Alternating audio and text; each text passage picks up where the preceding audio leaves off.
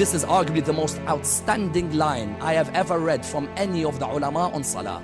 He said, now when you come to salah, have any of you looked at the water which you used to pray? Now listen to what he says. He says, when you lift the water for wudu, just stop there and look at it. Just stop and look at the water. He says, do you see how clear the water is? Now you should become that clear with Allah in your life. Water is such a clear liquid. He looks at it and he says, look at the Muslim. He'll come and pick up that water. He could see how clear it is. Yet he then finishes his prayer and continues going against the actions of Allah subhanahu wa ta'ala. He says, when you look at that water, just keep looking at it. And just look how clear it is, and then ask yourself, if the water which I use for salah is so clear, why am I not clear in my behavior with Allah subhanahu wa ta'ala? And he says, but don't stop there. Everything in this world began from water, as the Quran says. So he says, in the same way everything began with water, look at that water and say, now this is the mark of a new beginning between me and Allah subhanahu wa ta'ala. Then he says, look at the water again. Water is the spring of God's mercy. Know that when you are doing wudu, you are entering God's mercy. Then he says, look at the water again. All of these actions, he's taking you higher, and you haven't even started praying. He said, look at the water again. Do you remember any hadiths of Rasulullah on water? Don't you remember the hadith when Rasulullah says, the believer is like water.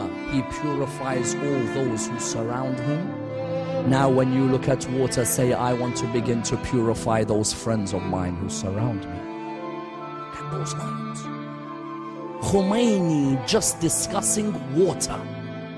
Then he says, look at that water which is in front of you. Do you see how it's going to purify the body parts? Now say, I'm going to begin to purify my heart after this. There's no point me washing my body parts if I have a heart of envy, or a heart of jealousy, or a heart of arrogance, or I have a heart of rudeness. When you look at that water, say, oh water, in the same way you're purifying my body, I'm gonna start purifying my heart.